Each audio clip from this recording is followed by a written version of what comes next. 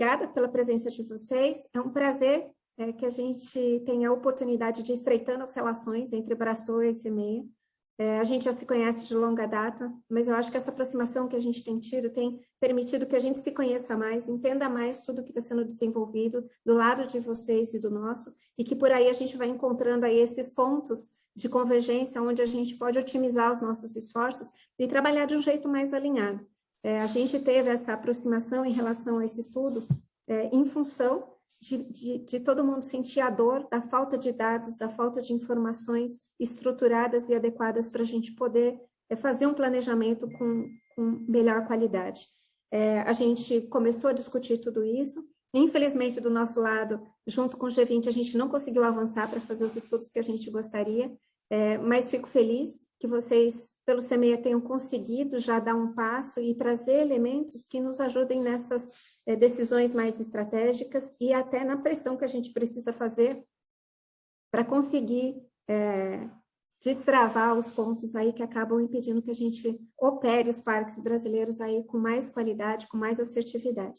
Então, obrigada pela parceria e por nos trazer isso aí em primeira mão, tá bom? Obrigado, Mônica. A gente que agradece a oportunidade da Abraçoa, sempre um grande parceiro. Antes do Fernando começar aqui a introdução, acho que é importante só deixar claro para quem acabou de entrar que a gente vai disponibilizar depois a apresentação, além de a reunião estar sendo gravada, então não se preocupe em ficar anotando que vai ser tudo disponibilizado. Eu vou compartilhar aqui a tela. Fernando, você só me confirma que está todo mundo vendo e se não estiverem, eu refaço tudo. Vocês estão vendo? Vendo. Estamos vendo. Fernando, manda bala. Tá bom. Bom, Mônica, primeiro, né, queria mais uma vez agradecer essa oportunidade.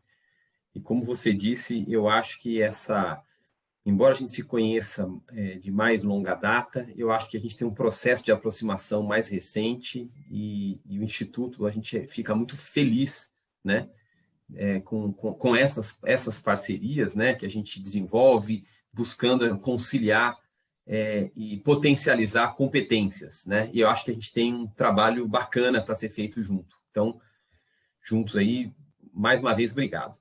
Eu vou falar muito brevemente sobre o Semeia.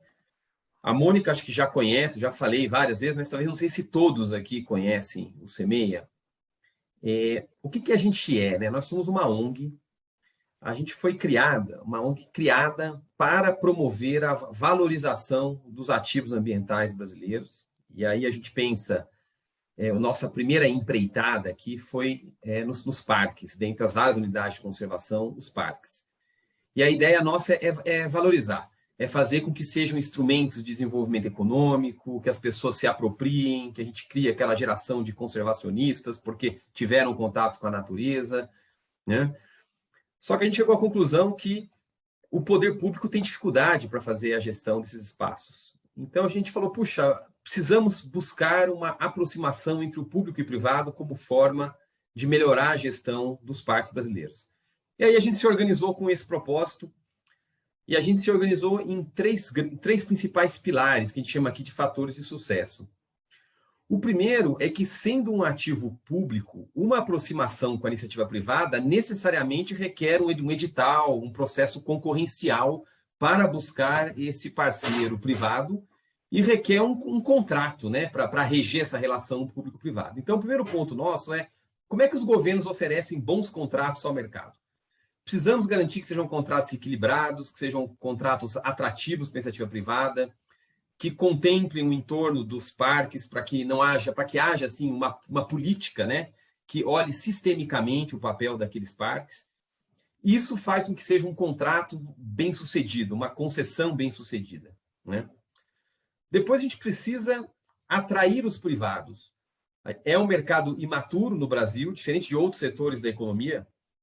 É um mercado imaturo, então a gente precisa facilitar, né, criar uma segurança jurídica regulatória para atrair investimentos, precisa dar visibilidade aos projetos que estão ocorrendo, precisa entender os desafios privados para tentar melhorar os projetos da maneira que eles vão acontecendo, e com isso a gente acha que a gente consegue, se oferecer um bom contrato e conseguir ter bons privados, a gente tem uma boa parceria público-privada.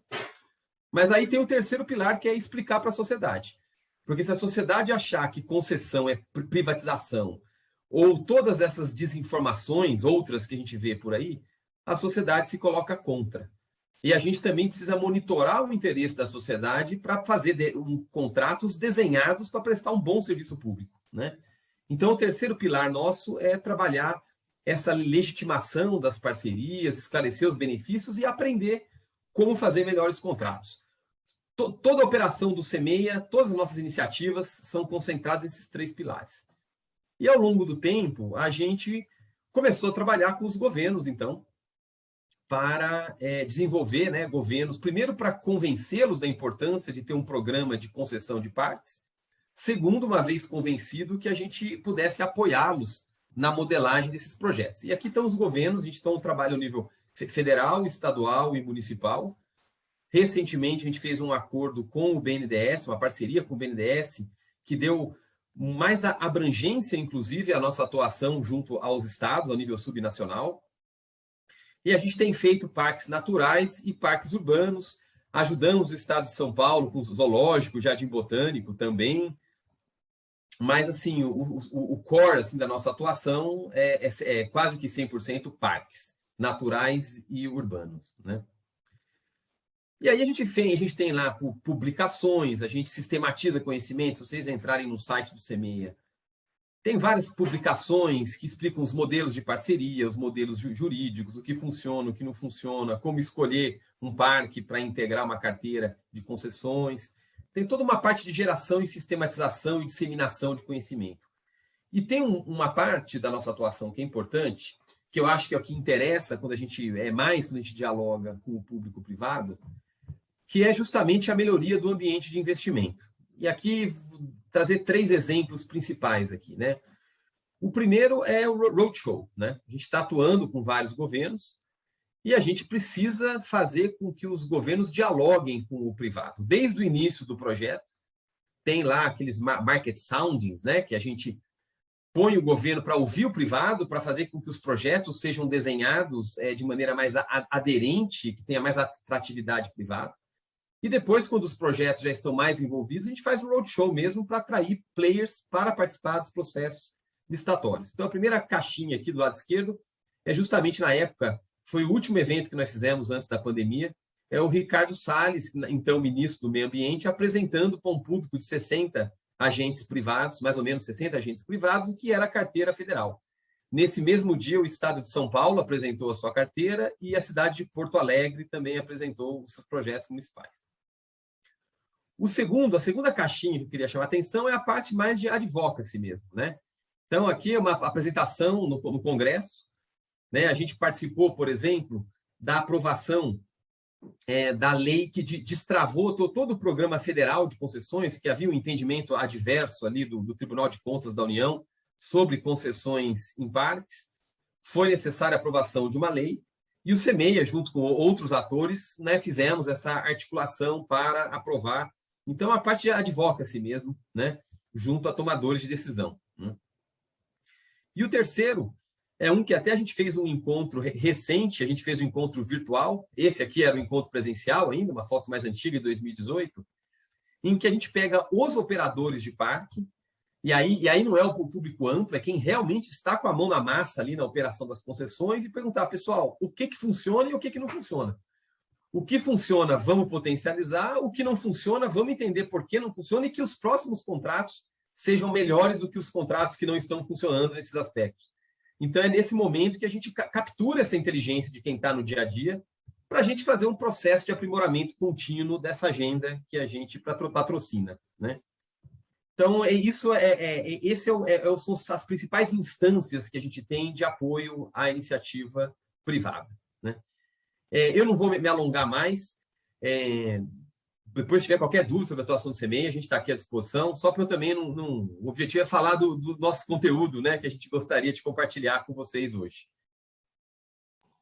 Obrigado, Fernando. Acho que eu vou fazer o link aqui entre a sua fala e do Rodrigo, que é muito importante, que quando a gente está trazendo essa apresentação, esse diálogo com os associados da Abrastoa hoje, nós entendemos que os associados não têm interesse, muito provavelmente não têm aquele perfil de ser um operador de concessões em parques. Porém, os associados da Abrastoa são players muito importantes no mercado de turismo como um todo, em âmbito nacional, e o que a gente vai apresentar aqui é um conteúdo muito especial, primeiro porque esse estudo que está sendo apresentado para você só vai ser apresentado amanhã para o resto do público, e a gente vai mostrar uma lista do que é o futuro das concessões de parques, o que os governos estão estruturando, então vocês vão conseguir se planejar e entender muito melhor como que o setor de ecoturismo vai se desenvolver daqui a 1, 2 anos. Então, vocês vão estar muito mais na frente do que outras pessoas que não tiverem acesso a essas informações e essa apresentação que a gente está fazendo aqui hoje. Então, com isso, eu passo a palavra para o Rodrigo e agradeço de novo ao Fernando por ter tirado um tempinho para apresentar aqui hoje um pouco do CNEI. Legal, obrigado, Adriano. Pessoal, boa tarde a todo mundo. Muito bom a gente ter essa conversa hoje, dar esse spoiler do estudo completo de amanhã. Mônica foi uma grande parceira incentivadora do estudo, o Kim também deu entrevista para o estudo, amanhã vai estar lá participando com nossos outros convidados. E pelo que eu percebi, vai estar todo mundo em casa, né, Zuquim? Você conhece bem o Caio já, conhece bem o Marete de longa data, acho que vai ser muito bacana. Mas, enfim, hoje acho que a ideia é justamente fazer um pouco esse gesto, contar um pouquinho do potencial dos parques brasileiros. Então, essa sempre foi um sonho do CMEA, né, de conseguir mensurar quantitativamente qual é o potencial econômico dos nossos parques, e a gente conseguiu, esse ano, avançar em um estudo conjunto com a BCG, em que a gente chegou em duas principais entregas, né? Uma grande base de dados em que a gente tem o tamanho da oportunidade, o tamanho do nosso potencial, bem como onde a gente está hoje, né? Quais são os números que a gente tem hoje. E tendo o sonho e tendo o presente, a gente levanta uma série de alavancas que a gente precisa acionar para destravar os entraves do setor e conseguir transformar a realidade atual nesse sonho que a gente tem total condições de alcançar, desde que trabalhando a muitas mãos, o setor público, o setor privado e também o setor e o terceiro setor, né? Então, a gente fez uma série de entrevistas, pesquisas diversas, estudos de benchmarks internacionais, e o resultado todo é esse que eu vou aqui brevemente apresentar, e depois a gente pode aprofundar um pouquinho, né? Então, aqui eu vou estar pregando para convertido, né? Que eu acho que vocês conhecem talvez esses números melhores que a gente, mas o turismo no PIB brasileiro, ele ainda tem uma parcela, ele representa uma parcela muito pequena da economia brasileira, né? E aí a gente pode colocar essa quantidade como pequena, seja olhando individualmente para o Brasil, só 7,7% da nossa economia, seja comparando com outros países, né? Se a gente compara com a Croácia, com a Tailândia, ou mesmo com o México, que são países que têm uma veia de turismo muito forte, é absurda a diferença que a gente tem para esses países, né? Mas aí tudo bem, você pode falar, a Croácia tem uma economia pouco diversificada, Tailândia vive só de turismo, o Brasil tem uma economia muito mais diversa. Mas se a gente compara com países com economias tão diversas quanto, às vezes até mais diversas, pega China, Estados Unidos, Reino Unido, ainda assim o turismo no Brasil representa uma parcela do PIB menor que nesses países, né? E quando a gente fala do ecoturismo, então a parcela é muito menor, é só 0,4% de tudo que a nossa economia movimenta vem do ecoturismo, e aqui a gente está usando ecoturismo um pouco como um sinônimo, intercambiavelmente, com o turismo de natureza, né? Um conceito mais amplo em que as pessoas vão para a natureza, mas enfim, em prol da inteligibilidade, a gente adota esses dois termos de uma maneira similar. Então, se puder avançar, por gentileza, Adriano, ainda sabendo que o turismo no Brasil ele não tem um impacto tão grande na economia, quando a gente olha para os nossos parques, a gente registrou em 2019 13 milhões de visitas nas unidades, nos nossos parques estaduais e nacionais. Aí vale uma nota que isso considera mais ou menos 100 parques que estão sendo avaliados, e para 202 parques a gente nem sequer conta quantos visitantes vão nesses lugares, né? Então a gente estima que para esses 202 a gente recebeu em torno de 600 mil, mas para aqueles registrados a gente tem 13 milhões de visitas nesses 100 parques, mais ou menos. E o que nos chama muito a atenção é que 75% dessas visitas estão concentradas em apenas 8 parques. E parques que todo mundo conhece, parques super famosos, ou com uma visitação turística muito forte, ou com uma visitação doméstica do entorno bastante forte. Daí a gente pega o Parque da Tijuca, Iguaçu ou Fernando de Noronha nessa primeira categoria, com essa veia turística mais forte, ou outros parques que tem uma relação com as cidades mais próximas, né, como o Horto aqui em São Paulo, o Parque Nacional de Brasília, ou mesmo o Parque Nacional de Tijuca também tem um pouco isso, em que a população acaba usando bastante esses parques por lazer também. Então, em linhas gerais, a gente tem hoje no Brasil um potencial fantástico de transformar os nossos parques, não só esses que estão pintadinhos em verde aqui, mas toda essa long tail de parques cinzas, em vetores para o desenvolvimento do Brasil, gerando recursos, gerando economia, movimentando a economia, sobretudo de lugares que ficam longe dos grandes centros urbanos, e com isso, obviamente, conservando e protegendo o meio ambiente. Então, o que a gente precisa fazer, né? A pergunta que a gente se faz, e vamos olhar para fora, né? Bom, pensando, vamos olhar para os países que têm o seu turismo de natureza forte, que avançaram bastante nessa agenda, e vamos entender quais botões que eles apertaram para serem bem-sucedidos. Óbvio que a gente não vai copiar e colar algo que vem de fora para a realidade brasileira, mas foi uma pesquisa muito rica em que nos trouxe diversas inspirações para pensar criticamente para o caso brasileiro, né? E existem algumas questões, grandes mensagens assim que a gente pode tirar desses países de fora, seja o desenvolvimento de clusters de turismos, onde muitas vezes os parques nacionais, os parques naturais, eles têm o papel de atuar como uma âncora nesse destino. Então, você tem o parque, que tem uma beleza cênica fantástica, a própria marca Parque Nacional já atrai as pessoas por si só, e ao atrair as pessoas para esse destino, as pessoas conhecem o parque, mas conhecem também uma reserva privada, conhecem um museu de alguma cidade do lado, participam de um evento cultural, enfim. Tem uma série de atividades, esse cluster de atrativos turísticos, onde o parque tem um papel, se não preponderante, extremamente importante, é algo que todos esses países avançaram e desenvolveram. Um outro desafio que a gente tem hoje no Brasil, que muitos desses países superaram, é em termos de infraestrutura e logística, né? Então, primeiro, como você chega até o destino e depois como você se locomove internamente para o destino, né? Acho que se a gente for pensar, grandes desafios que a gente tem hoje, dá para olhar para o Parque do Jalapão, por exemplo, que cresceu absurdamente a visitação nos últimos anos, onde para chegar você enfrenta 5, 6 horas desde Palmas até o Jalapão, e para andar lá dentro também você precisa contratar uma empresa que vai ter um carro 4x4, enfim, não é um deslocamento tão fácil, né? Então, lidar com esses desafios de infraestrutura, de logística, de deslocamento, é algo que esses países, eles lidaram, e não necessariamente são países ricos, né? O Quênia, o Peru, o Costa Rica também, não são países extremamente desenvolvidos, mas eles encontraram soluções criativas para conseguir lidar com sistemas também. Depois tem um outro ponto, que é a gente colocar os parques no imaginário das pessoas, né? Então, a gente precisa que as pessoas tenham internamente no seu imaginário, quando vão escolher o seu destino de férias, quando vão escolher aquilo que gostariam de fazer nos seus dias de lazer, os parques como uma opção viável, né? O Fernando vira e mexe faz uma analogia que eu acho muito boa, né?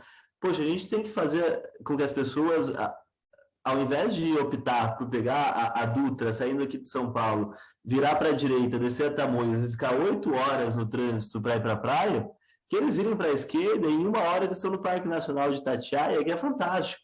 Mas muitas vezes as pessoas nem sequer conhecem isso, né? Então, a gente promover, divulgar, levar informação sobre os parques e esses destinos como um todo, né, é extremamente importante também. E, por fim, o engajamento do setor privado foi algo que todos esses países fizeram. E aí, o setor privado aqui a gente coloca, seja ele com fins lucrativos ou sem fins lucrativos, mas uma ideia em que não é só o poder público que vai transformar essa realidade, né? É uma realidade que ela é construída a muitas mãos, e a gente passa desde o engajamento dos operadores de turismo também, o engajamento para a certificação de melhores práticas, depois a gente aprofunda um pouco mais nisso, e inclusive no engajamento para o apoio na gestão e na operação dos nossos parques, né? As parcerias, as concessões que a gente vai falar um pouquinho mais para frente.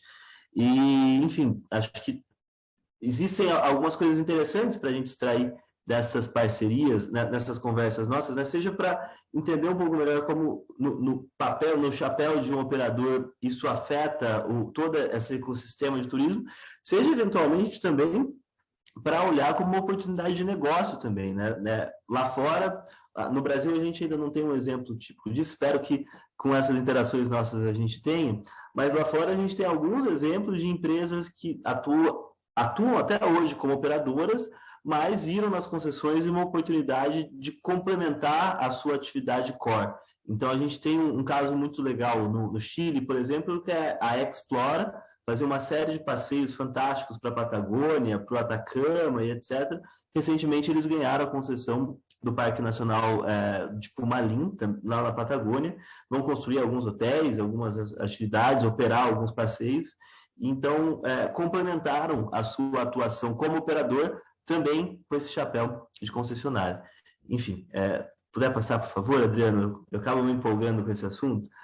Então, a gente olhou para esses países do mundo, né, Estados Unidos, Costa Rica, Quênia, Peru e Nova Zelândia, extraindo um pouco esses principais aprendizados, grandes números, grandes referências deles, e com isso, pode passar, e com isso a gente chegou a uma estimativa em que o potencial econômico dos parques brasileiros, ele gira na ordem dos 44 bilhões de impacto no PIB, né? Isso comparando com o cenário atual, em que a gente tem 10 bilhões de impacto no PIB no máximo. Então, a gente partiria de um impacto que os parques representam hoje, toda a atividade econômica envolvida nos parques, né? Seja através dos gastos diretos, indiretos, ou com o multiplicador, o efeito induzido que a movimentação econômica provoca. Hoje, os parques, eles contribuem com 0,1% do produto interno bruto brasileiro. Mas a gente tem esse potencial de chegar no impacto na ordem do 0,6%. É um salto bastante considerável, especialmente se a gente considera que a gente vai estar saltando de 14 milhões de visitas estimadas em 2019 para um número de 56 milhões de visitas. Então, esse é um número que nos deixa bastante empolgados com a transformação desse potencial do nosso patrimônio ambiental, das nossas belezas únicas no mundo. O Fórum Econômico Mundial coloca o Brasil como o segundo país mais competitivo em termos de recursos naturais, e aqui a gente consegue tangibilizar esse potencial em impacto socioeconômico, em impacto no PIB. E é óbvio que esse é um objetivo que não deve ser alcançado a qualquer custo, né? Não é amanhã, no ano que vem, em 2022, que as nossas visitas vão saltar dos 14 milhões para os 56, né? Isso tem que ser construído de uma maneira sustentável, em que esse aumento da visitação ele não gere danos ao meio ambiente, ele não gere danos, impactos negativos para as pessoas, para as comunidades que vivem no entorno do parque, mas é um potencial que a gente tem, é um potencial que a gente consegue atingir, e a gente fica super empolgado e super motivado em buscar transformar o que a gente tem de potencial em um impacto de fato. Pode avançar. E um desses impactos, de fato, é a geração de empregos, né? Enfim, toda essa movimentação, esse estímulo à atividade econômica, ele gera diversas oportunidades de negócio, de empreendedorismo, de empoderamento das comunidades, de interlocução com agências e com operadores também de fora, enfim, gera um ambiente vibrante dentro desse setor de turismo dos nossos parques. E a gente tem o potencial também de gerar cerca de 1 milhão de empregos só com o setor de parques, só com a visitação em parques. Então, a gente sairia de um patamar da ordem dos 200 mil que a gente tem hoje, chegando a cerca de 1 milhão. E quando a gente olha para o cenário atual brasileiro, a gente agora, a Mônica bem colocou, o setor de turismo está retomando um pouco do nível que tinha anteriormente. A atividade econômica do Brasil como um todo ainda precisa de estímulos, precisa de oportunidades para conseguir se movimentar e que as pessoas tenham um bem-estar de vida, né? Quando a gente olha para todo esse cenário e enxerga que os nossos parques nacionais, eles conseguem, ao mesmo tempo em que protegem o meio ambiente, produzirem 1 milhão de empregos, é algo que é bastante interessante, que vale a pena a gente a muitas mãos ir atrás disso. Se puder avançar para o último slide, por favor. Desculpa, ainda tem mais um. Enfim, eu vou passar muito rápido aqui, mas enfim, é só para trazer um pouco alguns pontos que a gente já foi falando ao longo da apresentação, mas tem toda essa perspectiva de impacto econômico, mas tem a perspectiva também dos benefícios não quantificáveis dos nossos parques, né, que entram desde disseminação de uma consciência ambiental, de hábitos saudáveis das pessoas e etc. Mas eu queria chegar, para encerrar minha fala, nesse slide, né? Então, a gente tem muito claro qual é o nosso potencial. A gente tem essa vantagem comparativa hoje com muitos países, que é uma beleza natural única no mundo, variada, que a gente pode ir desde o Pampa no Rio Grande do Sul até a Caatinga, Amazônia, Norte, Nordeste, então passando por Mata Atlântica, Cerrado, Pantanal, a gente tem essa riqueza fantástica de um patrimônio natural único, e a gente tem esse potencial de transformar essa vantagem comparativa que a gente tem nos outros países em uma vantagem competitiva. E para fazer isso, a gente mapeou quais são os entraves, né? Quais são as barreiras que estão impedindo que a gente avance e chegue nesse potencial. Elas são divididas em níveis nacionais, em níveis de destino. Obviamente, existe uma interação entre elas, né? Não é algo totalmente segregado entre si, mas aquelas de nível nacional, elas necessitam de políticas mais amplas que vão se sobrepor, que vão se disseminar por todo o território nacional, enquanto aquelas de destino, ainda que elas possuam uma regulamentação, um incentivo a nível nacional, no nível do território que elas são implementadas, né? Então, acho que essa é a primeira diferença. E aí vai desde um desafio que a gente tem com uma visão, né? O que a gente quer para o turismo nos nossos parques hoje, né? E para um desafio de governança também, né? Muitas vezes a gente tem uma pasta de um governo que não conversa com outra pasta do mesmo governo, e aí cada um vai para um lado com uma política pública que não se conversa, enfim, como a gente consegue lidar com tudo isso? Então, a gente tem uma série de desafios, e para esses desafios a gente levantou 12 alavancas. Muitas dessas alavancas cobrem mais de um único desafio, muitos desafios precisam de mais de uma alavanca para serem superados, mas a gente mapeou essas 12 iniciativas, digamos assim, que como país, como um setor interessado na valorização, na proteção e na atividade econômica dos nossos parques, a gente precisa, a muitas mãos, construir junto, que passa desde a gente pensar, talvez como um primeiro passo, em uma visão comum para o setor, em que o terceiro setor, o setor privado, o setor público consigam sentar na mesa e traçar um plano de longo prazo para a gente transformar o setor, quais são os papéis de cada um. Nova Zelândia fez um trabalho fantástico nesse sentido, então eles têm todo um planejamento de como eles querem chegar com os seus parques nacionais. Hoje você tem que 55% dos turistas internacionais da Nova Zelândia visitam um parque nacional, mais de metade da população visita parques nacionais também, então isso gera todo um movimento turístico, um incremento, uma movimentação da atividade econômica que é extremamente interessante. Então, enfim, não vou passar por todos eles, né, mas eu acho que a gente tem que pensar um pouco, talvez no primeiro momento, que eu queria dar um pouco mais ênfase, nessa visão comum e nessa governança centralizada para que essa visão comum possa ser transformada em resultados práticos. A gente aumentar o conhecimento dos nossos parques, né, seja com uma marca que valorize os nossos atributos naturais. O Peru, por exemplo, com aquela marca maravilhosa que eles têm, escrito Peru com aquelas linhas de Nazca, é algo que a gente bate o olho e já associa a todo o vasto patrimônio histórico e cultural que o Peru tem. Isso fortalece, foi um dos fatores que ajudou a contribuir que em 10 anos eles dobrassem o número de visitantes do país. Enfim, existem todas essas alavancas que a gente precisa promover e levar para que a gente consiga, de fato, avançar. Enfim, em linhas gerais é isso. Eu queria fechar, então, fazendo aqui o convite para amanhã, às 15 horas, às 17 horas, vocês participarem desse lançamento desse estudo, em que a gente vai estar apresentando esses resultados e vai estar disponibilizando o estudo para que todo mundo possa fazer o download. A Abraçoa vai estar representada pelo Zuquim, que gentilmente aceitou participar conosco, e acho que é isso. Obrigado, Adriano, sigo aqui à disposição. Muito bom, Rodrigo. Agradecer de novo pela apresentação. Eu percebi que entrou mais alguns associados no meio da apresentação, só para deixar claro que a gente vai depois compartilhar tanto o PDF da apresentação, quanto a Abraçoa vai compartilhar a gravação dessa reunião, para que vocês tenham tudo registrado e gravado, então não se preocupem quanto a isso.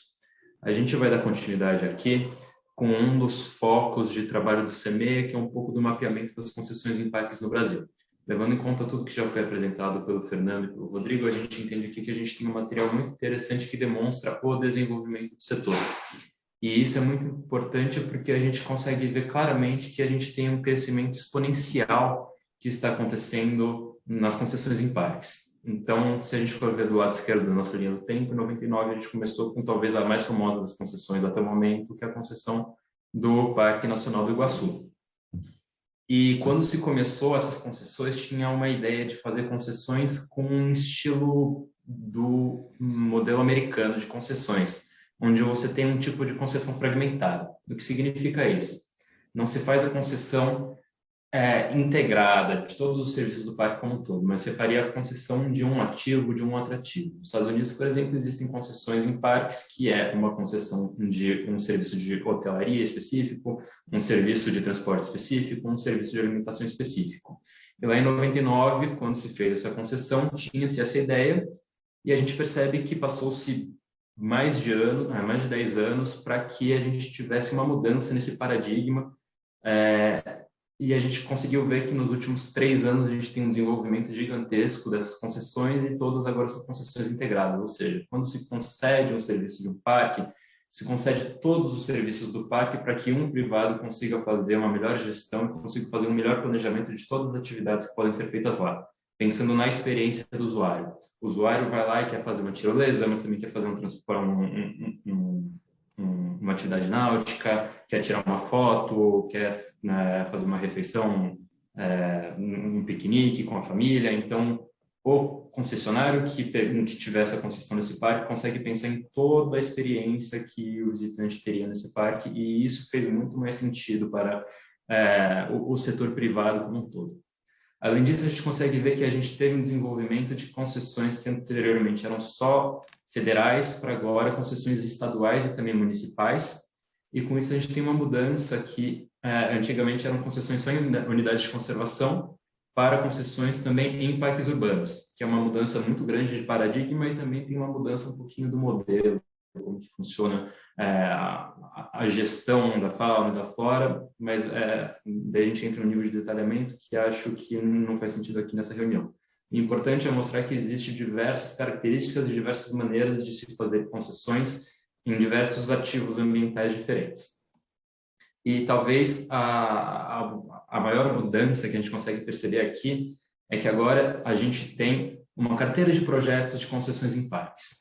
Então, a gente tem, nos 3 últimos anos, mais do que 2,5 vezes mais projetos assinados de concessões em parques do que nos últimos 20 anos. Ou seja, os governos estão fazendo projetos estruturados de diversos parques, e isso é muito atrativo para o setor privado, para os operadores, porque eles conseguem ter uma eficiência operacional entrando em vários parques ao mesmo tempo.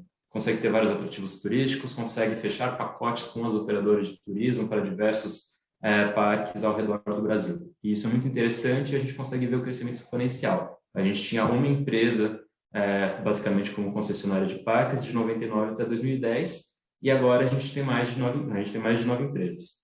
Então, é exponencialmente o momento que as concessões em parques estão começando a realmente aquecer, e a gente acredita que esse é o momento certo para entrar nesse setor.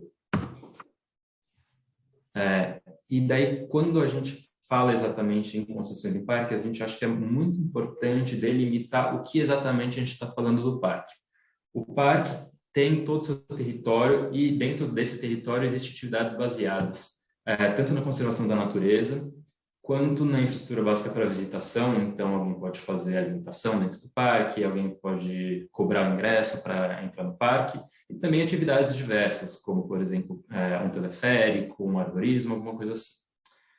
Existem também aquelas atividades que são baseadas no entorno do parque, que não tem nada a ver com o que com o interior do parque, mas que você consegue fazer usando o parque como uma âncora. São as prestações de serviços de turismo e infraestrutura de serviços locais. Quando a gente está falando de uma concessão, a gente percebe que existe aquela área que é intangível, e o plano de manejo é uma coisa que regula muito bem quais são as atividades que podem se fazer em unidade de conservação e que não se pode fazer em unidade de conservação para não acabar com o ambiente, para não se devastar esse ativo que é tão importante para a população.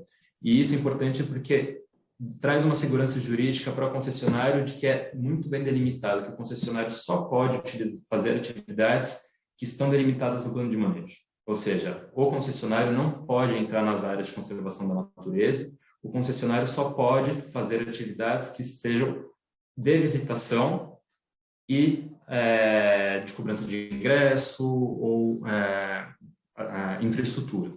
Então, quando a gente vê o desenho desse mapinha do parque como um todo, a concessionária gere somente uso público e o poder público atua na conservação e na fiscalização, ou seja, o concessionário não vai fazer a conservação. A gente entende que a conservação tem que continuar sendo do poder público, que é quem consegue fazer isso com muita qualidade, e o poder público faz a gestão contratual dessas atividades que sobraram no concessionário, que tem a ver com a experiência dos visitantes, com a melhoria de infraestrutura e a melhoria da gestão somente do uso público. Rodrigo, você quer me complementar aqui? Eu acho que é isso, Adriano. Acho que aqui a mensagem que a gente queria passar, pessoal, é que quando a gente fala de uma concessão, a gente está colocando, não a concessão do parque como um todo, mas, sobretudo, a concessão dos serviços relativos à visitação, relativos ao uso público dentro de um parque, né? Que é essa área circulada aí em vermelho. Então, isso obviamente que não impede uma contrapartida, um apoio para a conservação da natureza, para o desenvolvimento do entorno, né? A gente tem alguns exemplos disso, né? Na Chapada dos Veadeiros tem um incentivo para capacitação, para contratação de mão de obra local, por exemplo, que é uma forma de apoiar o desenvolvimento do entorno. Mas acho que a mensagem aqui, e aí é mais incentivando, de repente, a gente criar uma nova Explora aqui no Brasil, né? Um operador que passa a operar, operador de turismo que passa a operar também uma concessão de parques, mas é colocar que não é a concessão da área toda do parque, né? A concessão daquelas atividades de turismo com um apoio ou outro. Mas eu acho que você explicou muito bem, Adriano. Rodrigo, por favor. Vocês aprofundaram, eu participei de algumas reuniões do CEMEA desde o começo, mas aprofundaram essa questão de unificação de serviços para uma concessão só, visto que tem duas vertentes aí muito complicadas, uma delas a comunidade que já atua no turismo, são parques que já têm serviços internos e que atuam no turismo, então são comunidades locais que têm bar, que têm serviço de guia, tem uma série de atividades para o turismo, e tem parques que têm comunidades que não atuam no turismo. Agricultura familiar, pecuária familiar, pesca, que também são comunidades internas e que, com o modelo de concessão unificado, soltando na mão de uma única empresa, independente dos valores maiores que essa empresa tem, assim, de conservação e de preocupação, você está jogando essas comunidades numa situação de tremenda fragilidade, né?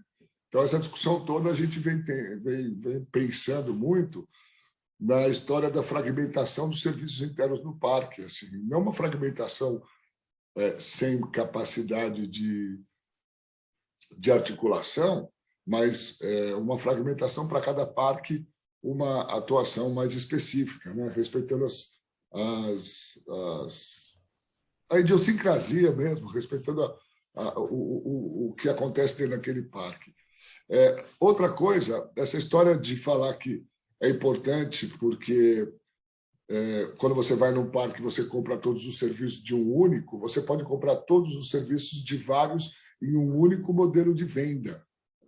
Porque você pode ter um bar, um restaurante, uma tirolesa, com serviços diferenciados, mas a venda pode ser unificada em combos e coisas dessa natureza, onde os pares internos ao parque se organizam para a venda do produto. Então, não há necessidade de ter um único operador dentro do parque para poder fazer essa venda integrada, né? Só reflexões. Não, bacana. Eu acho que o Fernando levantou a mão. Se quiser responder, Fernando, depois eu te complemento.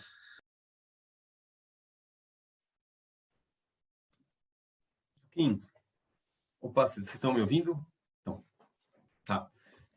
Acho que seus pontos eles são fundamentais e talvez valha a pena até te aprofundar um pouquinho nessa discussão da concessão integrada, né? Então, se a gente olhar aqui a segunda e a terceira caixinha aqui da infraestrutura básica de visitação e a infraestrutura para atividades turísticas, né? que a gente viu como uma experiência quando a gente conversa com os gestores de parque?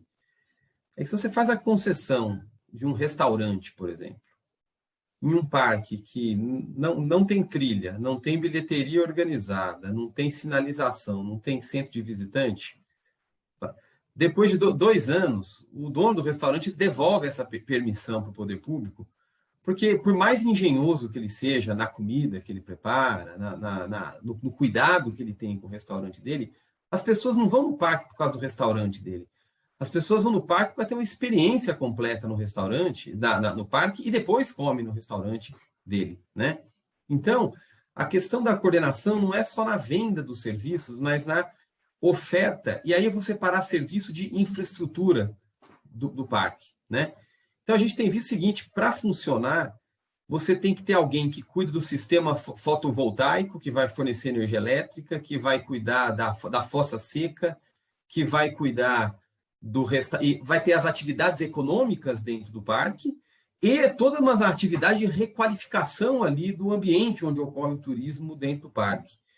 E que se o parque não é consolidado, você fazer um pedaço, esse pedaço sem o resto não vai para frente. Entendeu? Então, daí a gente vê que essas concessões têm procurado uma integração das atividades no parque. Agora, tem uma coisa fundamental que você falou, Zuquim, que é justamente a quarta caixinha aqui, que é a prestação de serviços, né? A prestação de serviços são atividades que diariamente entram dentro do parque, prestam os serviços, e no final do dia eles voltam para casa, voltam para as suas agências. Então, tem lugar que pode ter cavalgada, tem lugar que tem atividades de aventura, tem visita guiada, tem avistamento de animais. Essas atividades, elas não pertencem ao território do parque, elas lançam mão de um parque bem gerido para poder prestar as atividades, né? Fazer prestar o seu serviço. E isso, assim, o que a gente vê nas concessões, e a gente vê, e o CEMEA tem defendido também, é que todos esses serviços sejam fora do contrato de concessão, né?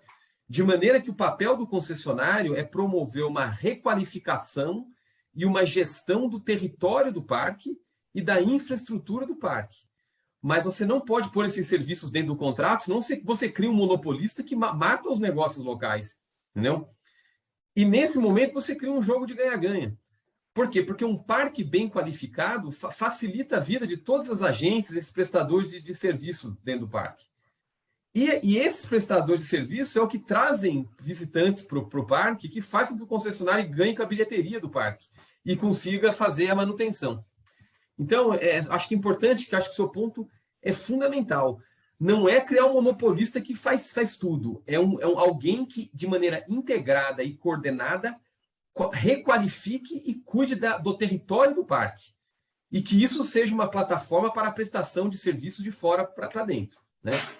E aí tem a questão das comunidades também, né? Porque aí a gente está pensando, tem as localidades, mas tem comunidades que prestam serviço ali dentro, né? A gente tem discutido muito a questão de comunidades, porque eles têm uma, assim, não dá para tratar a comunidade tradicional como sendo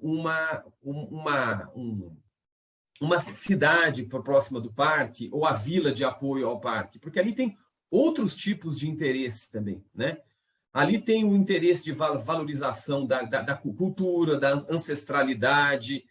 É um tipo de coisa que você não consegue regrar dentro de um contrato de concessão. O que você pode fazer é a concessão virar uma plataforma de apoio, mas as iniciativas precisam emergir dessas comunidades a partir da cultura dessas comunidades. Então, por exemplo, o concessionário pode, por exemplo, dar visibilidade a festas tradicionais, festas populares, dar visibilidade a artesanato, música, mas o concessionário não pode, por sua conta, se apropriar daquilo. Isso tem que emergir da comunidade usando a concessão e o parque como uma plataforma. Então, aqui tem uma coisa eu quis questão de trazer essa camada mais profunda aqui da discussão, porque eu acho que os pontos que você colocou fazem todo sentido, tá? E estão muito alinhados com essa proposta, tá? Israel, quer colocar algum ponto?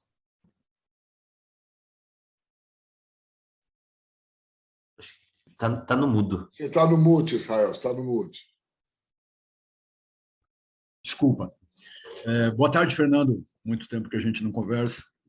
Boa tarde a todos. Só queria reforçar 2 pontos que eu acho que muitas vezes, quando se fala em concessão de parque, acaba gerando muitas vezes confusão aí para o grande público, né? No passado até se falava, vamos privatizar o parque, né? Um grande erro, né? E assim, 2 coisas que são que não estão em discussão, né?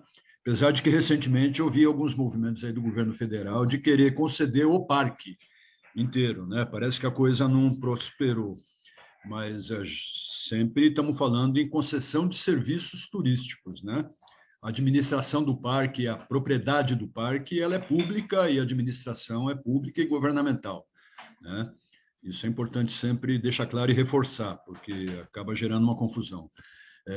Queria lembrar também que a gente levantou na Beta, já em 2007, né, quando ainda nem se falava muito em concessão, só tinha acontecido pontualmente ali o Cataratas, a gente identificou a necessidade de gerar outro ambiente, né, de fornecimento de serviços, e daí, enfim, toda essa história, né? Na época eu lembro que a gente chamou também gestores de parques nacionais norte-americanos, canadenses, sul-africanos, da Nova Zelândia, e tivemos assim, debates bastante ricos, até porque na época a gente tinha um ambiente governamental assim muito mais aberto a ouvir a sociedade civil, né?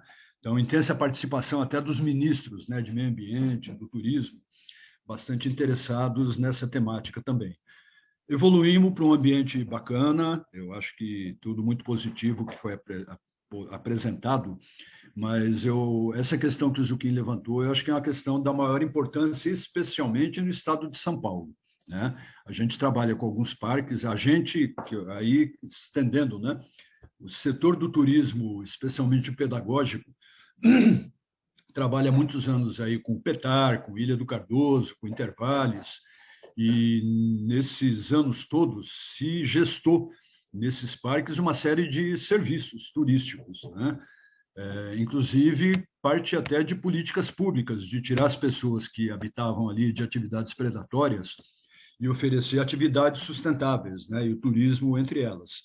Então, a gente tem hoje uma rede de serviços que são fornecidos pelos empreendedores, né? Que é um nome super em voga, né, hoje em dia, mas as pessoas a duríssimas penas, né?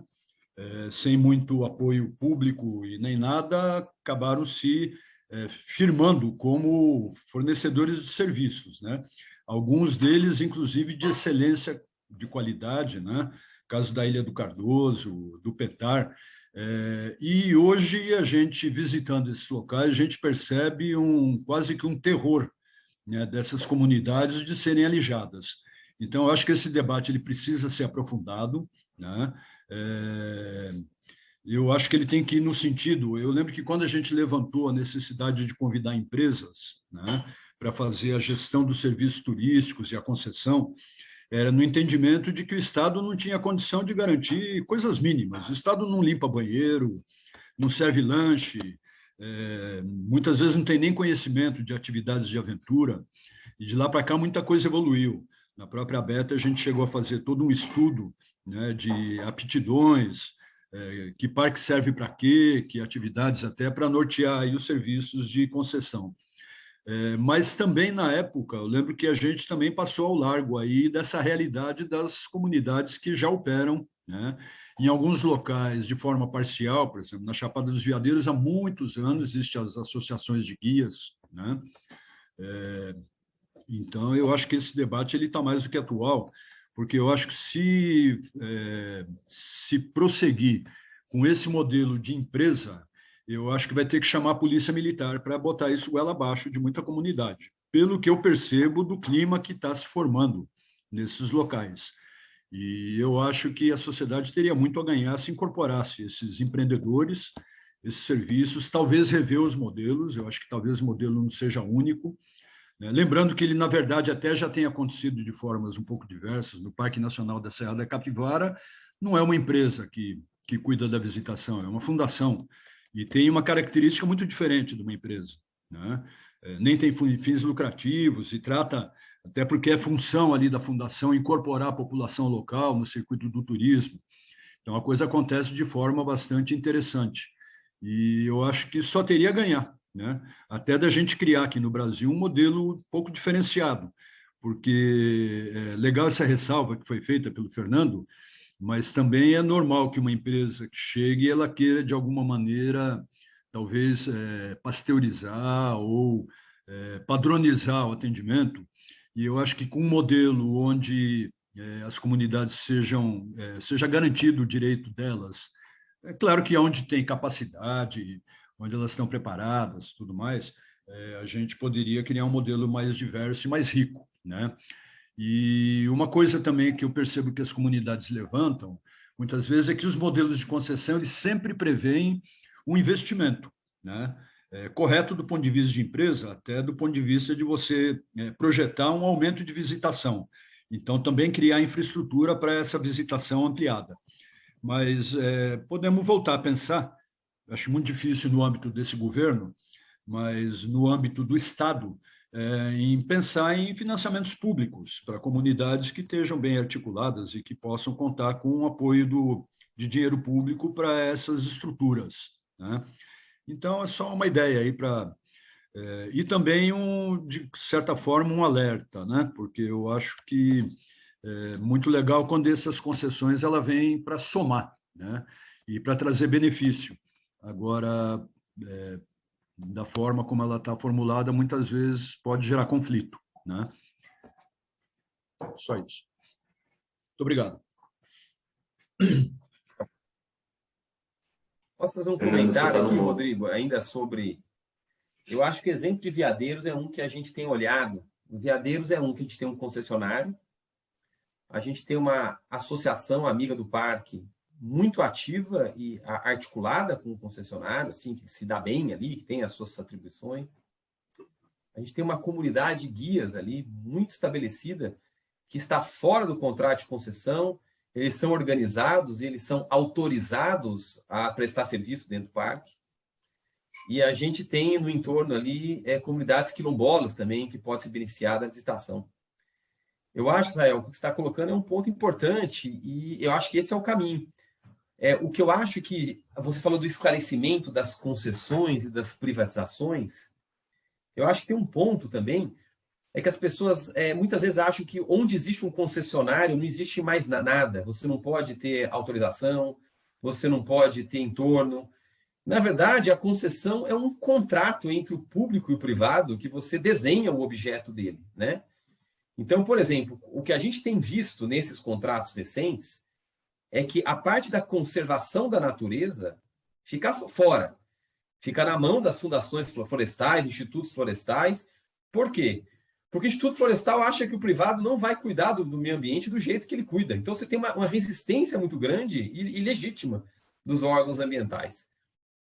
Quando você pega e põe a parte ambiental dentro do contrato, você desequilibra o contrato. Você não consegue ter um contrato rentável para poder fazer a atividade econômica e pagar toda a conservação. Então, coloca-se para fora.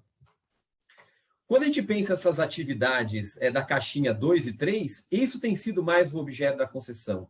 Porque justamente aí que tem essa integração da infraestrutura, né? A palavra infraestrutura é importante a gente separar infraestrutura de serviço, né?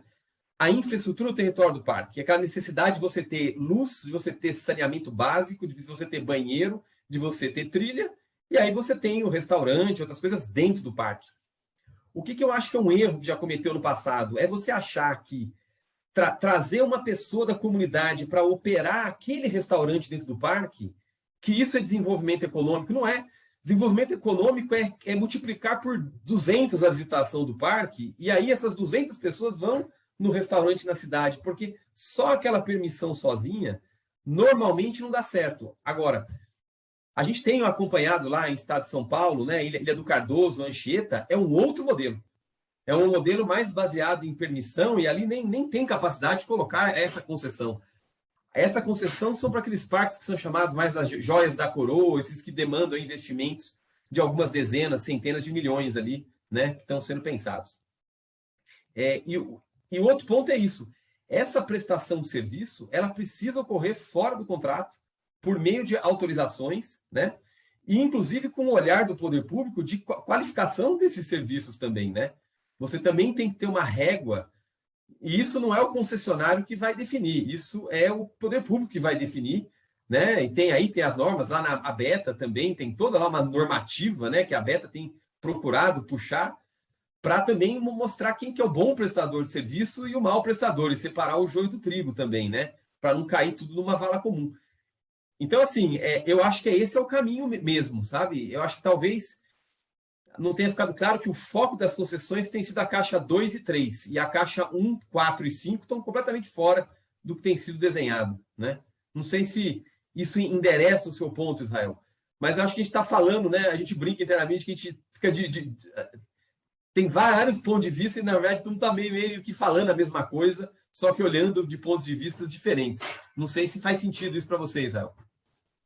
Faz todo sentido. Só levantei essas questões porque eu acho que essa questão ainda é nova, né? No Brasil, tem tomado força mais recentemente e eu acho que ainda gera muita confusão. Mas a gente sente, assim, é real esse medo, esse temor aí das comunidades em relação ao que se ouve lá, né? Sim. E eu acho que o CEMEA só teria a ganhar se, enfim, clareasse isso, ganharia apoio, com certeza.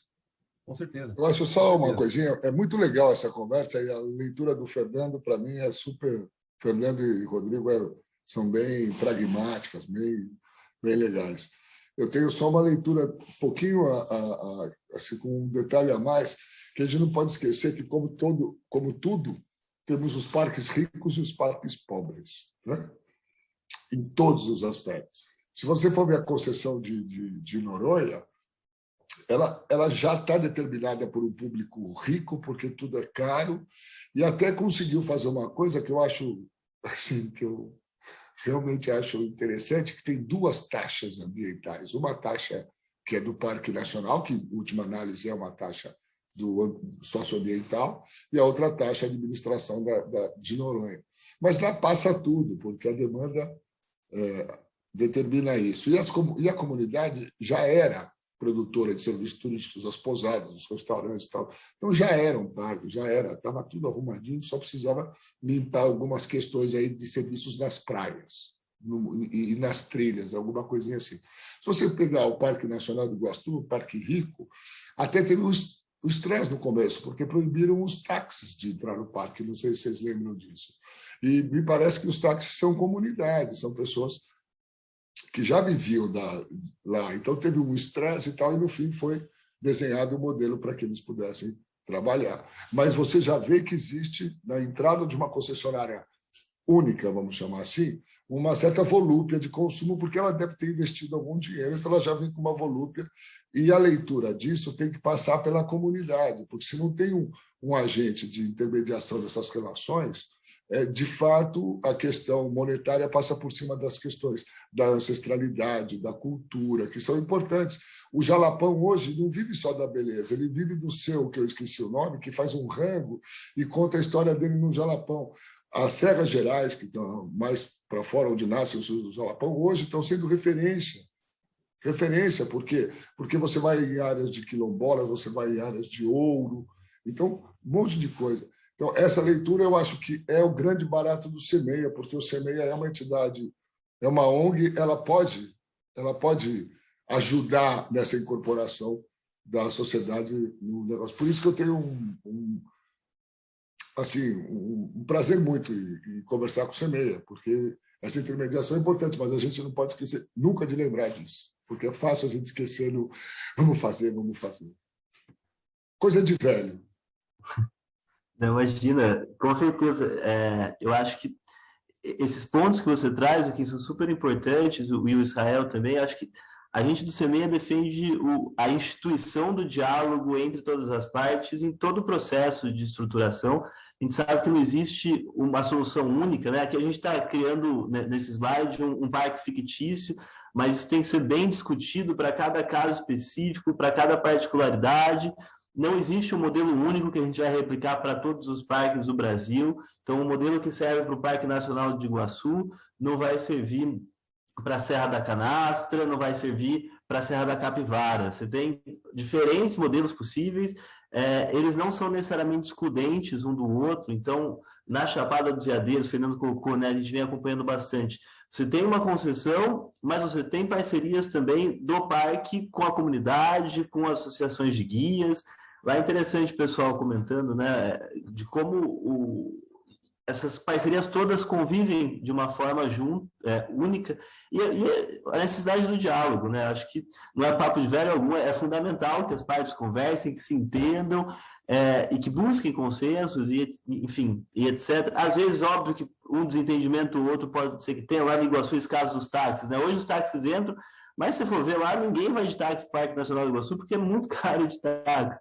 Por outro lado, teve um ordenamento das vans de transporte lá dentro e de todo um sistema unificado que as pessoas possam entrar, né? Antes você parava com o seu carro na beira das cataratas. Que o impacto que isso trouxe para a conservação é fantástico, né? Hoje, pessoal, o número de animais atropelados lá caiu drasticamente. Hoje, a turma que monitora as onças lá fala que elas passam do lado de onde as pessoas convivem, né? O que não faziam antes. Então, isso demonstra um equilíbrio ambiental super positivo. Então, tudo isso para dizer que eu acho que não tem uma solução única, acho que a gente tem que avançar, que a gente explicou um pouquinho em detalhes o modelo de concessões, que é o que está mais em voga, né? Mas a gente tem, por exemplo, materiais voltados para parcerias com o terceiro setor, como é o caso lá da Serra da Canastra, Serra da Capivara, do Parque Nacional das Cavernas do Peruaçu, tem uma parceria muito legal lá com a turma do Instituto Ecos. Existem permissões, autorizações, enfim, existe um cardápio amplo de parcerias que precisam ser analisadas para cada caso, e isso tem que ser discutido e não impor nada com a PM, pelo amor de Deus. Acho que não é o intuito de ninguém assim. Mas, enfim, gente, acho que vale a pena a gente avançar, né, Adriano? Que você tem mais slides, talvez. Vamos lá, eu vou tentar ser super rápido em benefício do tempo, mas, de novo, agradecer tanto o Zuquim quanto o Israel, porque realmente é muito importante essa discussão. A gente não acha que as concessões são a solução para todos os problemas e todos os desafios do setor de parques, mas é uma ferramenta que tem sido desenvolvida há mais tempo e a gente acha que é importante apresentar para vocês, né? Sempre levando em conta que cada concessão tem suas características e é muito importante o diálogo com a comunidade em todo momento, não só na estruturação do projeto, mas também na gestão contratual, para que a comunidade seja envolvida em todo esse contrato de longo prazo. Aqui a gente tem uma foto, então, do presente das concessões em parques e das concessionárias, e a gente consegue perceber que a gente ainda tem esse mercado um pouco incipiente, tem alguns players se desenvolvendo, e a gente espera que, com o desenvolvimento das concessões, a maior conversa com as comunidades e com empresários locais, e juntando comunidades que de repente consigam se financiar, a gente tenha novos concessionários que consigam participar e representar suas comunidades dentro das concessões em parques. E eu vou dar continuidade aqui porque a gente tem uma visão de futuro muito grande para as parcerias em parques no Brasil. A apresentação vai estar compartilhada aqui para vocês e a apresentação em si está delimitando quais são os projetos e quais são os parques específicos que cada governo está analisando. Mas eu acho importante citar que a gente tem basicamente 4 caixinhas importantes. A primeira delas é do governo federal, com projetos para 13 parques. Um deles é o Parque Nacional do Iguaçu, que o contrato lá de 99 está se finalizando logo mais.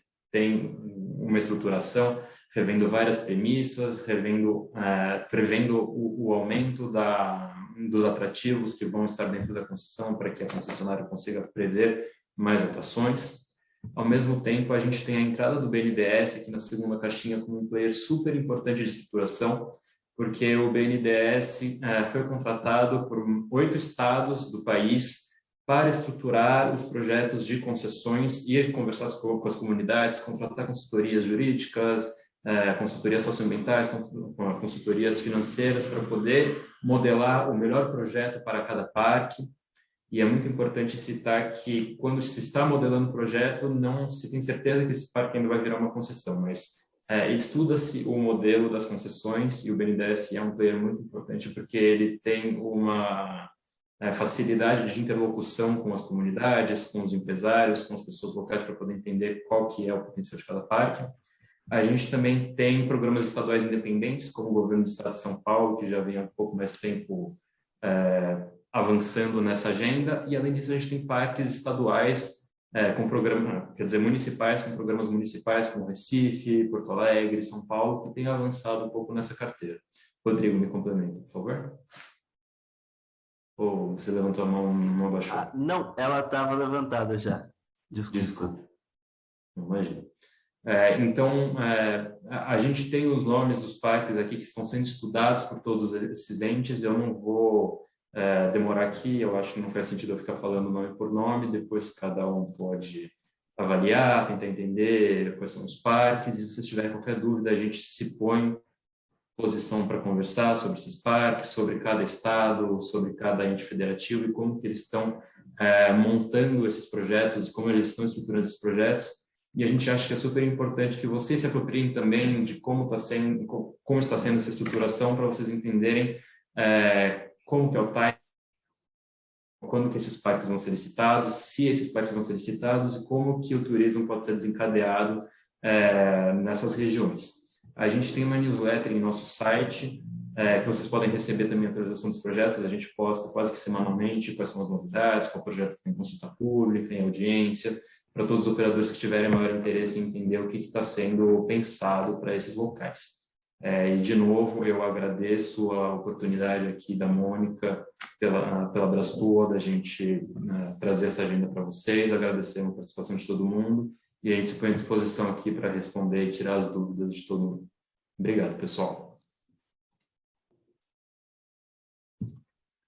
Obrigada, Adriano, obrigada, Fernando, Rodrigo. Acho que o Zuquinho quer fazer uma pergunta, pode seguir, Zuquinho. Para o Adriano, essa apresentação dele, ele tocou no BNDES. Eu queria entender se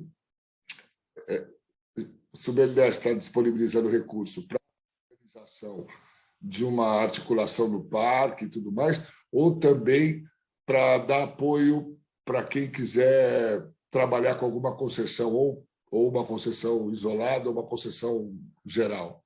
Porque eu estou fazendo essa pergunta porque os operadores que estão aqui, a turma é empreendedora e gosta de turismo.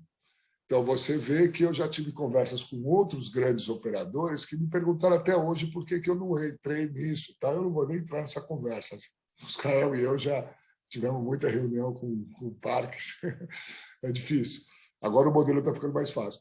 Mas é interessante essa história do BNDES, porque isso democratiza bastante se, porventura, tiver uma facilidade desses recursos.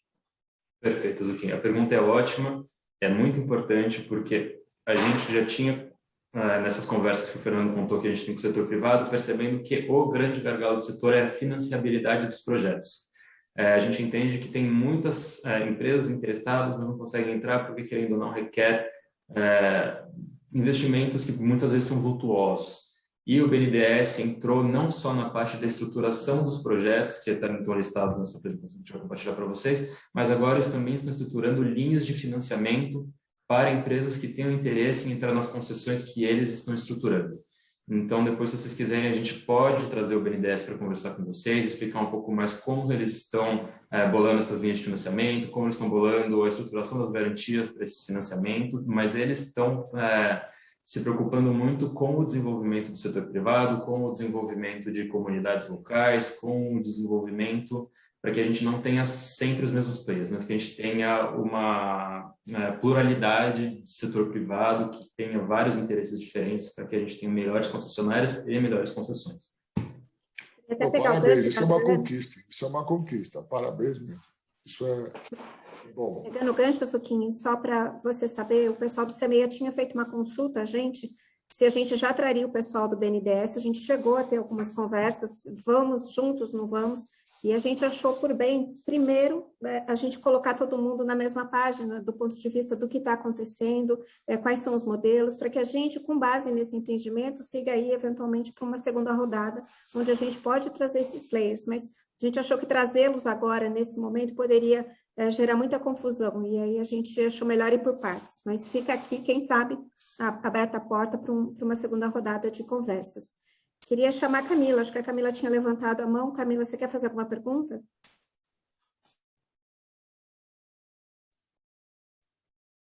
Oi, boa tarde. Não, na verdade, eu ia parabenizar as informações, de muito valor aí para os projetos futuros. Muito obrigada. Eu na verdade, fui bater palma. Muito obrigada pela oportunidade aí, viu? Obrigada, Camila. Pessoal, fiquem à vontade para fazer perguntas. Enquanto as próximas não entram, eu queria só levantar algumas questões aqui para a gente aproveitar para esclarecer. Quando vocês falam, né, dessa situação, do que a gente vislumbra daqui a pouco, com essa quantidade de parques que a gente está vendo em todas as esferas aqui, avançando aí nessas modelagens e tudo mais, e concessões, do ponto de vista da operação dos associados, qual seria a recomendação de vocês? Pensando que a gente já está se aproximando aqui dessa virada de ano, onde a gente já está fazendo planejamento para 2022, quais vocês acham que seriam os próximos passos e as apostas para que a gente começasse a fazer já essas conexões, essa aproximação com os destinos que já estão aí mais próximo da marca do pênalti? Fernando, quer começar? Eu acho assim, a gente tem mais de 470 parques no país, né, cadastrados lá, seja federais, estaduais, alguns municipais, de parques naturais, né, cadastrados no sistema do CNUC. Esses parques que estão sendo trabalhados agora são mais ou menos uns 70 parques, né, que estão aí, que são aqueles que eles chamam das joias da coroa ali, né. Se eu conectar com o que o Rodrigo apresentou do estudo setorial e um pouco das perguntas que surgiram aqui, né, no nosso debate aqui, as concessões, elas são capazes de promover uma requalificação do território do parque.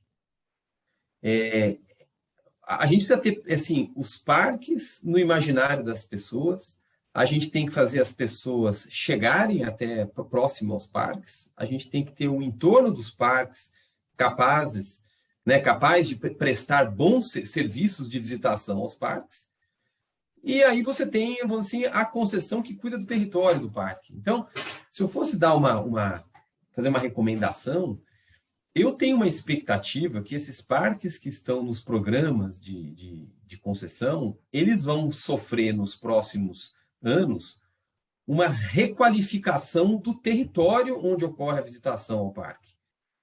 Mas alinhado com aquilo, que a resposta que eu dei, né, ao Israel, né, e a concessão não vai cuidar de tudo que pode ser ofertado de serviços ali. Então, eu acho que ali haverá uma oportunidade da expansão de negócios e expansão de pensar essa cadeia desde o imaginário até chegar dentro do parque. Isso é complementar aos programas de concessão, né? Essa valorização de comunidades do entorno, tudo isso é complementar, né? E aí eu sei, tem agências de naturezas distintas, né? Mas eu vejo que vai ter uma dinamização, né? E uma das coisas que a gente também, e agora colocando no outro estudo ali, né? Também que o Rodrigo falou, uma coisa que a gente identificou nesse estudo que nós fizemos com a BCG é que cada vez mais o ideal seria que a gente tratasse de destinos e não de locais específicos, né?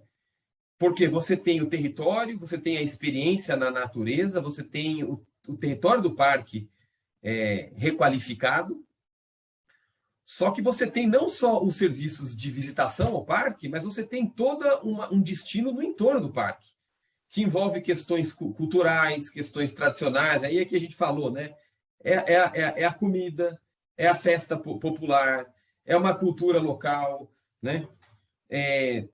Depois até posso contar uma história a última viagem que eu fiz antes da pandemia, que eu cruzei o Vale do Jequitinhonha ali, né?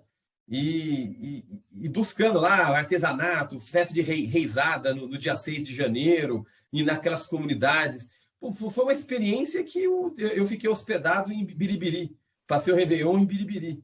Mas depois eu saí viajando até a Bahia, cruzando pelos lugares assim mais diferentes, que nem eram parques ali, mas a base, né? Então tem uma questão de um destino, que é muito mais do que o território do parque. E aí eu acho, então, que tem muitas oportunidades, né? Para os associados, né? Eu queria lembrar para o nível de oportunidade que nós temos agora, é que a pandemia, esse papo que a pandemia trouxe coisas boas, olha, não é para mim, não. Eu acho que nada que mata 600 mil pessoas pode trazer coisa boa. Mas uma coisa aconteceu de uma realidade de adaptação, que não vou entrar no mérito da questão, mas é que muitos operadores volumosos, operadores de movimento de dinheiro muito grande, eles olharam para o território nacional. Eles olharam para o Brasil, né? E esse olhar para o Brasil, você está em Noronha e você está em Iguaçu, você não sabe que você está no Parque Nacional. É difícil. Lá você vê alguma plaquinha, mas nós não temos uma cultura do Parque Nacional. Diferente que esse mesmo cara adora ir nos parques nacionais americanos. É o mesmo cara que não anda de metrô aqui, mas acha um grande barato andar de metrô em Nova York. É a mesma relação, vocês me desculpem a grosseria da analogia, mas é um fato. Mas, por sua vez, são pessoas que estão visitando os ambientes naturais. E essa sua observação, Fernando, é muito legal se você entender que dentro do destino tem um parque nacional ou tem um parque nacional com um destino dentro. Não importa. Mas a questão da experiência é o que está movimentando o turista. Quem foi Bonito? Qual é o Parque Nacional de Bonito? É o da Bodoquena, lá longe. Né? As pessoas vão para Bonito e não vão para o Parque Nacional de Bonito. Não vão da Bodoquena. Então, essa leitura de começar a divulgar que Parque Nacional não é uma encheção de saco, que eu não posso fazer nada, mas é um ambiente dentro de um destino que tem um monte de atividades, que eu posso ter uma experiência intensa com cada cultura local e com cada experiência natural local, é o grande barato do Parque Nacional. E outra, a questão das comunidades. Se você for para Nova Zelândia, nós fizemos um estudo, a Brastor fez um estudo muito profundo do Karl Marx, que foi toda a organização do turismo aventura e do turismo da Nova Zelândia. Isso já faz um pouquinho de tempo. A Mônica não vai contar, porque eu não vou permitir. Mas nós fizemos um grande estudo lá sobre isso e a gente notou que a questão do destino e da experiência era o que mandava no projeto, né? E dentro daqueles lugares são concessionários originais, de maores, como são nos parques nacionais americanos, muitos comunidades locais, tradicionais, indígenas, que tocam o boteco. A gente tem que deixar claro que o Parque Nacional é um destino, é uma experiência e um envolvimento com a comunidade. E tem que aliar o Parque Nacional a isso. As pessoas têm que saber que estão indo perto ou dentro de um Parque Nacional, porque isso roda. E o brasileiro consome uma certa... Ele gosta muito de uma coisa assim... Por que você falou do jalapão agora, meu amigo? Não existia o jalapão. O Israel foi o primeiro cara que voou de helicóptero em cima do jalapão no turismo. Eu lembro que ele me ligou e falou, porra, tem um lugar... Falei, jalapão não, Israel, pelo amor de Deus, não me venha com esse nome, jalapão. E, no fim, eu fui para lá, 2 meses depois, enlouquecemos e lançamos o jalapão na primeira Adventure Fair. Fizemos um tremendo de um agito. E ficou rodando, miando. Agora, o pessoal aqui dos Jardins começou a falar do jalapão. E agora o jalapão tem uma demanda enlouquecida. Então, o que eles vão fazer lá? É uma experiência que dá charme e que traz uma vivência com o ambiente e com a comunidade local. As pessoas gostam disso. Então, eu acho que é legal essa história da gente deixar sempre o fato de que o Parque Nacional é destino e a comunidade local. Um ou outro vai ser só natureza, mas destino e comunidade local. É isso que as pessoas procuram mesmo. Acho legal essa sua posição. Vou fazer um comentário aí sobre isso, dá a impressão até que a gente combinou, nós não conversamos sobre isso antes, mas eu ia dizer justamente que eu acho que até consonante com estimular, né, o modelo de economia nos parques, né? Eu acho que o parque ainda tem, para muita gente, principalmente local, aquela ideia de que o parque veio para atrapalhar a economia, né? E a gente sabe que não é nada disso, né? O parque é um grande motor pode ser um grande motor da economia.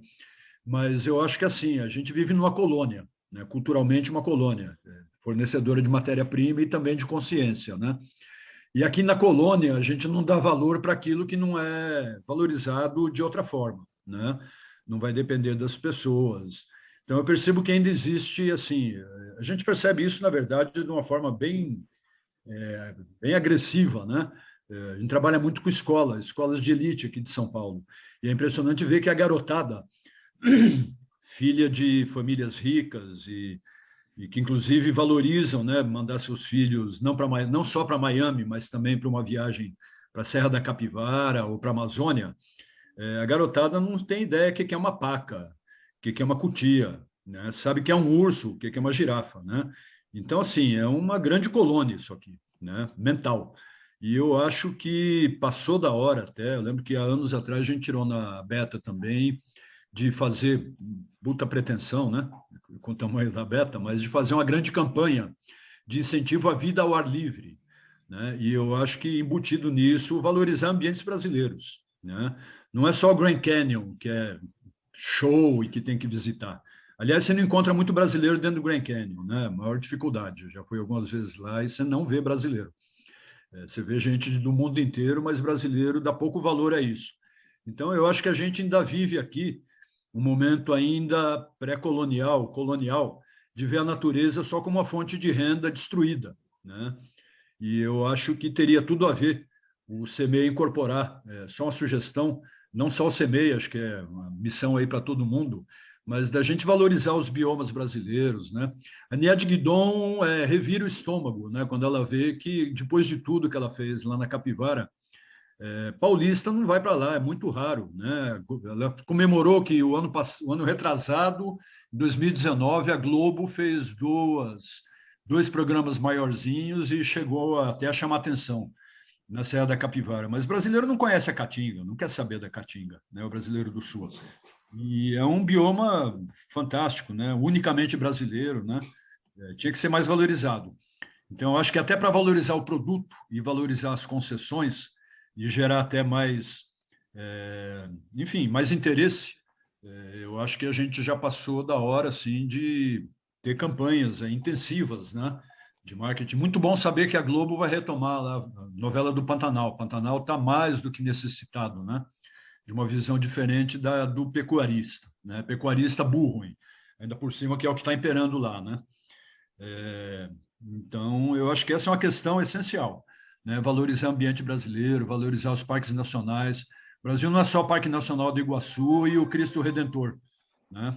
Então, eu acho que fica aí a sugestão de sempre trazer também alguma campanha de divulgação, de incentivo e de valorização aí das paisagens brasileiras, né? Só para não alongar muito, você vai no Powwow americano, o Powwow é aberto sempre com as imagens. A imagem do país é a imagem dos ambientes naturais, apesar de ser até uma verdade relativa, né? Mas os caras valorizam, né? E conseguem, com isso, fazer muito negócio e que a população se interesse, né? Acho que aqui a gente ainda está na idade da pedra em relação a isso. Câmbio, obrigado. Obrigada, gente. Obrigada pela participação. Alguém tem mais alguma pergunta? Acho que a gente passa aqui um pouquinho do nosso tempo, em meia hora, mas eu acho que foi super produtivo para a gente poder aprofundar algumas questões aí super importantes. Não sei se ninguém quiser se manifestar. Queria só agradecer aí a presença de vocês, Fernanda, Adriana e Rodrigo. Muito obrigada. Acho que foi muito proveitoso esse momento para a gente poder entender melhor. Acho que a gente fica com uma lição de casa de daqui a pouco marcar uma segunda rodada aí, trazendo BNDES. Boa sorte no evento de amanhã. Obrigada por trazer em primeira mão para a gente esse conteúdo super rico. E fiquem à vontade aí para fazer alguma consideração final, por favor. Tá bom? Obrigada.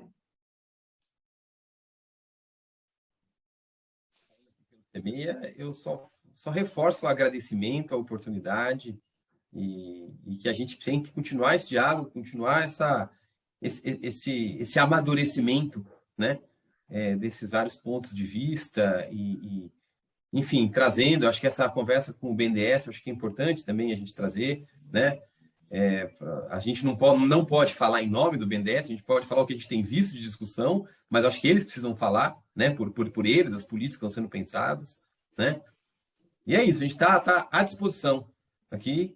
E que bom que a gente vai amanhã estar junto lá no evento do CEMEA. Obrigado de novo. Fernando, aprendendo sempre, né, velho? Eu todo dia ouço coisas sobre isso. Eu não tinha ideia dessa questão do BNDES. Não tinha ideia. É muito interessante. Baita conquista. Eu ia falar puta conquista, mas parece que está... Baita conquista. Eu acho que tem que trazer mesmo. Eles têm obrigação, inclusive. É super legal isso. Vivendo e aprendendo. Obrigado, gente. Tchau. Obrigado, gente. Israel, se encontrar a doutora Niede, diga para ela que eu, paulista, estive lá na Capivara tem 3 meses. Então, provando a regra. Valeu. Obrigado, pessoal. Obrigado, Mônica. Até mais. Obrigada, tchau, tchau. Tchau, tchau. Tchau, tchau.